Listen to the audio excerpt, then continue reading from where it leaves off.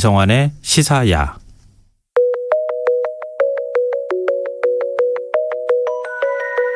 문경수의 우주로 가는 밤.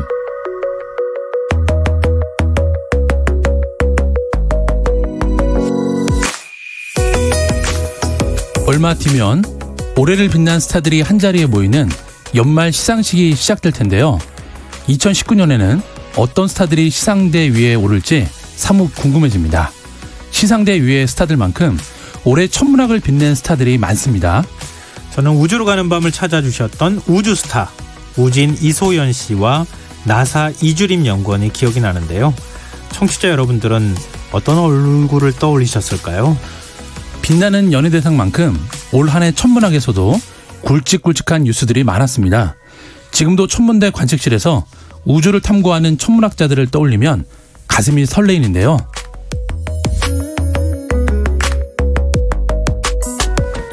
우주로 가는 밤, 오늘은 2019년을 뜨겁게 달궜던 7대 천문학 빅뉴스를 정리 한번 해보도록 하겠습니다. 오늘도 문경수 과학탐험가 나오셨습니다. 안녕하세요. 네, 안녕하세요. 올 한 해 몇 가지 이야기를 문 탐험가께서 소개해 주셨는지 제가 네. 세어봤더니 지난주까지 총 46개의 우주 소식을 전해주셨더라고요. 참 일이 많았네요. 진짜 고생하셨습니다. 다시 또 이렇게 새삼스럽게 숫자 얘기하니까 네. 우주라고 하는 주제로 46가지를 얘기할 수 있나? 그럴 사람 많지 않거든요. 거의 끝나가는 것 같아요. 아니 우주가 이렇게 넓은데 네.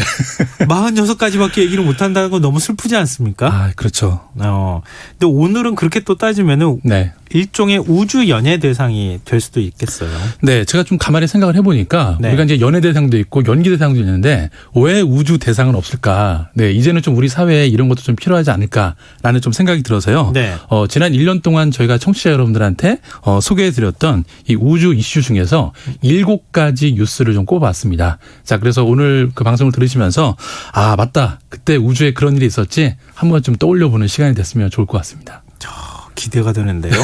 근데 그거 선정은 그냥 문 탐험가 마음대로? 네, 제 나름대로. 네. 네.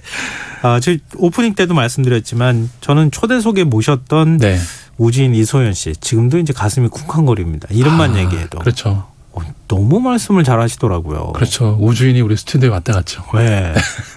상상할 수 없었던 일이었거든요. 네. 그런 이소연 씨하고 또 나사 이주림 연구원. 네.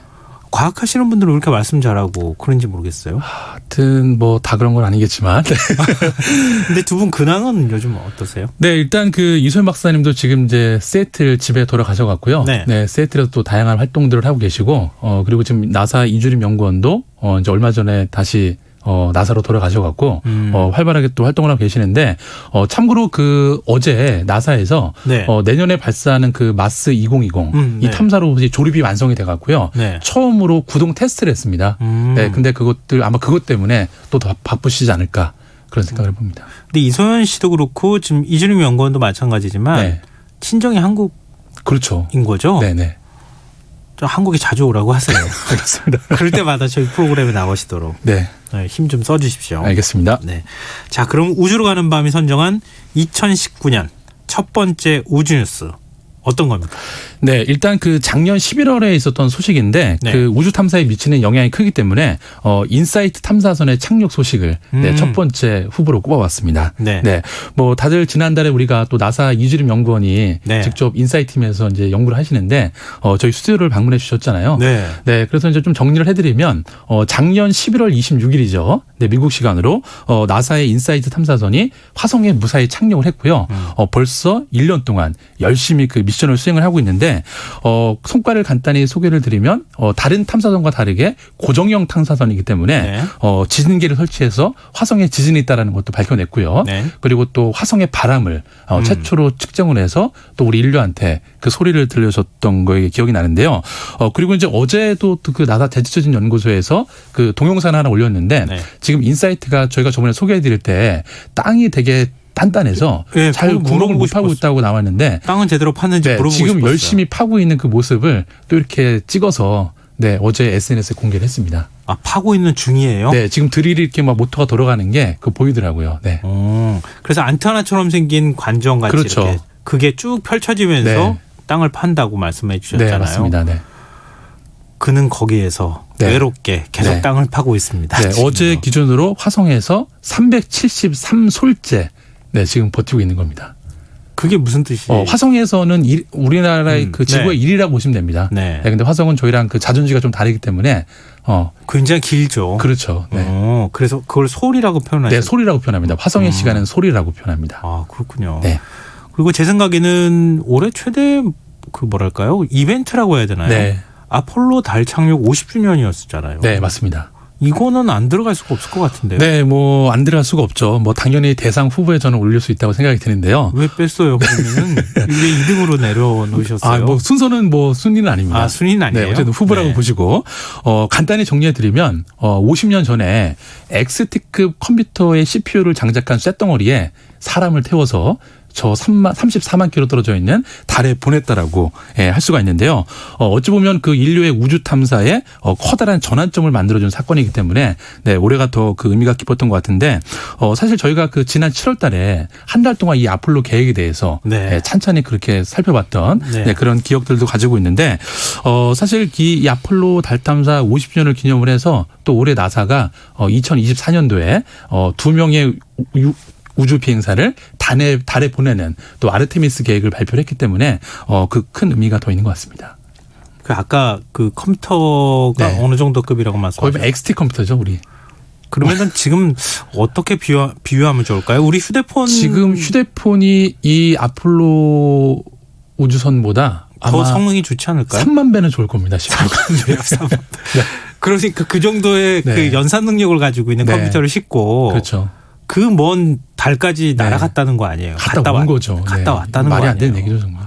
진짜 이건 네. 다시 생각해봐도 말이 안 되네요. 정말 대단한 업적입니다. 네. 자, 세 번째 뉴스는 어떤 이슈인가요? 네, 아마 또 올해 그 4월 달에 많은 분들이 이제 놀랐던 뉴스였는데 바로 인류 최초의 블랙홀 관측 소식이 네, 세 번째 뉴스라고 볼 수 있을 것 같습니다. 그 뭐랄까요? 그 다큐멘터리를 만들어가지고 네. 방영하는 것도 제가 최근에 봤어요. 네, 맞습니다. 사실 우리가 그동안 이 블랙홀을 그냥 이론적으로만 알고 있었지 네. 그냥 상상 속에 등장하는 그런 대상이라고 생각을 했는데 이것이 밝혀짐으로 인해서 바로 아인슈타인의 상대성 이론이 거의 확실하다. 네, 그게 또 검증이 됐고요. 그리고 이제 일명 이 블랙홀 관측 프로젝트를 사건의 지평선 프로젝트라고 불렸는데 전 세계에 있는 20개 국가에 215명의 과학자가 참여를 해서 이 블랙홀 관측에 성공을 했습니다. 네, 거기에는 물론 또 한국 천문학자들도 참여를 해서 네. 더 큰 의미를 갖고 있다고 볼 수가 있죠. 근데 지금 한국 천문학자가 이렇게 거대한 프로젝트에 참여를 했고 우리나라 천문관측소도 거기에 이제 그렇죠. 같이 측정도 같이 네, 참여했던 맞습니다. 거 아니에요? 네. 진짜 이건 가슴이 뿌듯할 만한 일이에요. 네, 그렇죠. 사실 그 당시에 뭐 전 세계가 정말 환호를 했었는데요. 그 당시에 그 중국의 SNS는 웨이보에서는 네. 이 관측 사진이 최초로 공개되자마자 거의 10분 만에 조회수가 4억 건 이상이 됐고요. 네, 댓글이 20만 개가 달렸습니다. 거기는 뭐 관심만 있으면 뭐 몇십만 개 뭐 이렇게 그렇죠. 얘기하더라고요. 네. 뭐 억개라고 하는 억이죠, 뭐 억이네. 억이라고 시작부터. 얘기하는데 네. 중국은 혹시 같이 참여했어요? 중국도 참여를 한 걸로 알고 있습니다. 아, 중국도 참여했어요? 네, 그때도 뭐 설명을 드렸겠지만 이렇게 이번에 관측한 그 블랙홀이 지구에서 거의 뭐 몇억 광년 떨어져 있는 거기에 있는 블랙홀을 관측한 거기 때문에 지구 크기의 그 만환경이 필요한데 그게 물리적으로 불가능하니까 네. 남극, 뭐 북극 그리고 뭐 하와이, 뭐 스페인 이런 곳에 있는 전파 천문대들을 하나의 전자적 장비로 연결을 해서 지구 지름 크기만 하는 이런 관측망을 만들어서 이 블랙홀 관측에 성공을 한 거죠. 그게 다른 은하에 있는 거죠? 그렇죠. 네. 네, 다른 맞습니다. 은하계에 있는 네. 거라서 그걸 어떻게 관측을 하고 그걸 네. 막 줌인하듯이 이렇게 확대도 해서 보더라고요. 그렇죠. 너무 신기했어요. 관측도 저는. 관측인데 네. 뭐 관측을 하루 이틀만 해도 그 데이터량이 어마어마하잖아요. 네. 거기에서 의미 있는 데이터랑 이미지를 또 뽑아내는 게 되게 핵심이었는데 우리나라 천문학자들이 그곳에 많이 좀 참여를 해서 협업을 했다고 볼 수가 있습니다. 프로그래밍 기술이 그렇죠. 좀 네. 뛰어나잖아요. 네, 맞습니다. 네. 하여튼 참 좋은 천문학계에 하여튼 경사가 날 만한 네. 일이었습니다. 다섯 번째 이슈는 다섯 번째 뉴스는 어떤 겁니까? 네. 일단 일단 그 5번째 이슈 같은 경우에는 그 사실 우리가 올해 또 우주 여행에 대한 그 이슈가 되게 많았거든요. 네. 그동안 뭐 우주 여행을 가냐 마냐 이렇게 막 말로만 나왔었는데 올 2월 달에 그 리차드 브랜슨이 운영하는 버진 갤럭틱에서 한 명의 승객을 태우고서 시험 비행에 성공을 했습니다. 네, 그래서 이제 정말 우주 여행이 정말 현실적으로 다가온 거 아니냐라는 기대감을 많이 높이게 됐는데 네. 사실 과거에는 지금 리차드 브랜슨이 한 것처럼 성층권 우주 비행이 정비였습니다. 네, 근데 또 올 초에 스페이스X 앨런 머스크가 네. 실제로 달에 여행 저 사람들을 보내겠다라고 우주여행 상품을 내놨는데 네. 그게 또 전부 티켓이 매진이 됐죠. 매진이 벌써 됐어요. 네, 7명의 승객을 탑승을 시키는 우주선인데 한 기업가가 자기가 티켓을 모두 사서 자기를 포함해서 나머지 6명은 자기랑 다른 뭐 예술가라든지 뭐 아티스트 이런 사람들을 태워서 정말 우리가 다시 50년 만에 처음 가보는 달의 모습을 좀 그런 예술적 감성으로 담아서 많은 사람들한테 보여주고 싶다라는 뜻을 밝혀서 뜻은 좋은데 자기가 다 사버리면 어떡해요. 다른 사람도 같이 좀 기회를 누려야지. 그러게요. 하여튼 이번이 성공이 되면 아마 훨씬 더 많은 사람들이 갈 수 있지 않을까요. 그게 한 사람 가는데 대략 얼마 정도 돈이 들죠? 이거는 사실 그런데 가격이 공개되지는 않았습니다. 아, 공개되진 않았어요. 네. 그래도 최소한 몇십억 원 되지 않을까요? 몇십억 갖고 안 될 겁니다. 몇십억까지 안 돼요? 그럼 뭐 한 100억? 그렇죠. 그 정도 돼야. 한 사람당? 네, 그렇죠. 갔다 오는 거니까 거의 뭐 우주 공간에서 열흘 이상을 시간을 보내는 거기 때문에. 그 좌석 다 산 사람은 돈이 얼마나 많길래 그걸 다 사죠? 네, 뭔가 좀 또 계획이 있겠죠, 이 사람은. 네, 갔다 와서. 네. 그걸로 또 돈을 버나요? 아, 그럼요. 네. 아, 그래요? 그런 케이스들이 많습니다. 네. 우리의 상상력을 뛰어넘는 어떤 사업가네요. 그렇죠. 그만큼 투자를 해서 네, 뽑아내는 거죠. 네. 아, 우리의 꿈을 이거 짓밟으면 안 되는데. 네.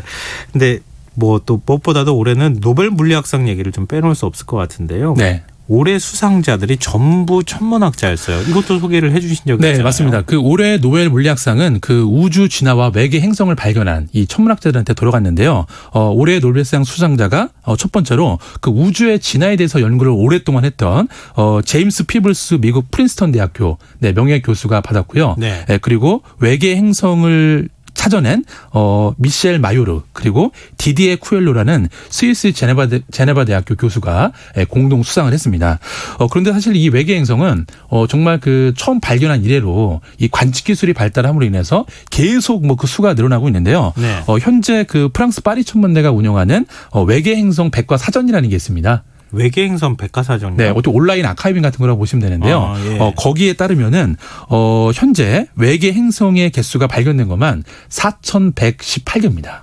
4,118개요? 네. 그럼 이거는 어떤 의미예요? 외계행성이라고 하는. 그러니까 이제 외계행성 같은 경우에는 그 기준은 일단은 지구랑 비슷한 행성. 네, 지구랑 그리고 비슷한 행성. 지구랑 비슷하지 않더라도 하나의 행성에 그 주변을 도는 위성들이 있는 네, 이런 것 천체들을 찾아내는 건데요. 그리고 이제 최근에도 그 반가운 소식이 하나 있는데 네. 그 얼마 전에 한국 천문학자가 발견한 이 2개의 외계 행성에 이름이 붙여졌죠. 백두알라죠. 예. 네, 그게 국제 천문연맹에 의해서 공식적으로 명명이 됐기 때문에 앞으로 이제 외국 과학자들도 요 천체를 인용을 할 때는 백두한라라고 이렇게 표현을 해야 되는 거죠. 근데 우리나라에서 외계행성 발견한 게 이번이 처음은 아니잖아요. 처음은 아닙니다. 예. 이전에도 몇 번 있었는데 올해가 또 이제 국제 천문연맹의 어떤 그런 기념적인 해이기 때문에 이렇게 전 세계에 약 100여 개 정도의 어떤 그런 어떤 관측 어떤 뭐랄까요 그 목표를 정해준 다음에 네. 나라별로 그거를 선정을 해서 자기네 나라 언어로 붙일 수 있게 해줬는데 그런데 이 외계행성의 이름을 공모를 해서 당선된 사람이 현직 경찰관이라더라고요. 또 보니까. 현직 경찰관이요? 이거 이름 공모를. 네네네. 대국민 공모를 했는데 네. 마지막까지 투표를 통해서 선정이 됐는데 이분이 경찰관이신데 또 이분이 그 취미로 실제 현재 수필가로 또 활동을 하고 계신다고 합니다. 수필가요? 네. 아마추어 천체 뭐 관측하시는 분은 그런 거는 전혀 아닙니다. 그래서 이분도 이렇게 이번 공모를 통해서 이 천문학에 다시 관심을 갖게 됐다고 그렇게 인터뷰에서 소회를 밝히기도 했습니다. 그러면은 뭐 경찰관이시긴 하지만 예술적 감성이 흐르시는 그럼요. 분이니까. 그럼요. 네. 그러니까 그거는 또 별이랑 또 맞닿아 있는 측면이 그렇죠. 있는 것 같고. 왠지 가슴 뿌듯하시지 않을까 싶네요. 저거 내가 이름 붙인 그렇죠. 별이야. 이거는 정말 가문의 영광이죠. 이거 어디 소설에서나 나올 법한 얘기 아닙니까? 그렇죠. 아마 이분은 당장 그걸로 소설을 쓰지 않을까. 자, 마지막 이슈는 네. 앞으로도 우주 시대가 화두가 될 수밖에 없는 상황인데요. 네. 뉴스페이스도 좀 이슈가 되지 않았나요? 네, 사실은 이제 아폴로 50주년을 기념을 해서 올해 이제 본격적으로 뉴스페이스라는 단어가 이제 거론이 되기 시작했는데요. 뭐 간단히 설명을 드리면 과거처럼 이렇게 정부 주도의 우주 산업이 아니라 이제는 민간 우주 기업들이 각자가 잘하는 부분에 어떤 영역을 개발을 해서 네. 오히려 정부에 이제 판매를 하는 그런 어떤 민간 주도의 우주 산업 시대가 열렸다라고 볼 수가 있는데요. 일단 크게 두 가지로 볼 수가 있을 것 같습니다. 첫 번째는 어쨌든 뭐 달뿐만 아니라 다른 이 천체나 행성에 자원 채굴의 이슈가 많기 때문에 네, 그런 부분에도 되게 관심들을 많이 가지고 있고요. 네. 그리고 이제 한국 같은 경우에는 소형 인공위성 개발에 좀 많이 특화되어 있기 때문에 이런 위성들을 활용해서 수집한 데이터를 가지고서 뭔가 조금 더 다양한 분야에 좀 적용할 수 있는 그런 또 기회 요소를 또 우리가 갖고 있지 않나 네, 그런 기대감을 갖고 있습니다. 지난번에 이주림 연구원이 네. 나사 직원이 몇 명이라고 그랬었죠? 그때 나사가 그 근무하시는 제트 추진 연구소만 7,000명이라고 그게 몇십 개 있다고 그러지 몇십 개 않았었나요? 있죠. 네. 그럼 엄청나게 인원이 많잖아요. 그렇죠. 뭐 몇몇 명의 수준이죠. 그래서 우리가 그때 그 얘기 했었잖아요. 일자리 창출에 도움이 된다. 그렇죠, 우주 산업에 맞습니다. 투자를 해야 된다. 네, 맞습니다. 그러니까 우리나라도 좀 투자를 좀 적극적으로 하면 좋겠어요. 아, 그럼요. 네, 기초과학도 발달하고 네. 일거양득이죠. 근데 언제 우리는 달에 가나? 자, 하여튼 꿈은 계속 가지고 있다 보면 네, 언제든 네. 실현되는 거니까요. 네. 하여튼 정부에서도 계속 추진한다고는 하니까 네. 조금 시간이 걸리더라도 꼭 네. 가는 날이 있으리라고 생각합니다. 네. 자, 오늘은 어떤 곡을 마지막으로 소개해 주시기 한 거예요? 네, 오늘이 아무래도 우주대상 시상식인 만큼 그 경쾌한 캐럴을 준비했는데요. 네, 바로 머라이어 캐리의 All I Want for Christmas Is You라는 네, 팝송을 준비했습니다. 근데 아직 크리스마스 안 됐는데요. 네, 어떡해요? 그래도 어쨌든 시상식이니까 좀 경쾌한 음악이 필요할 것 같아서. 아니 원래 시상식 음악 있잖아요. 아, 그렇죠. 그 좀 진지한 예. 경음악이 있는데 그걸 어떻게 예. 안 되나? 어쨌든 저희는 좀 우주니까 좀 색다르게. 네, 알겠습니다. 네. 한번 좀 끝에 저희 방송 마무리하면서 한번 들어보기로 하고요. 네. 알베르 카미가 말했습니다. 우주가 얼마나 큰 것인가를 가르쳐 주는 것은 거대한 고독뿐이다. 지금까지 우주로 가는 밤 문경수 과학탐험가와 함께했습니다. 고맙습니다. 네, 감사합니다.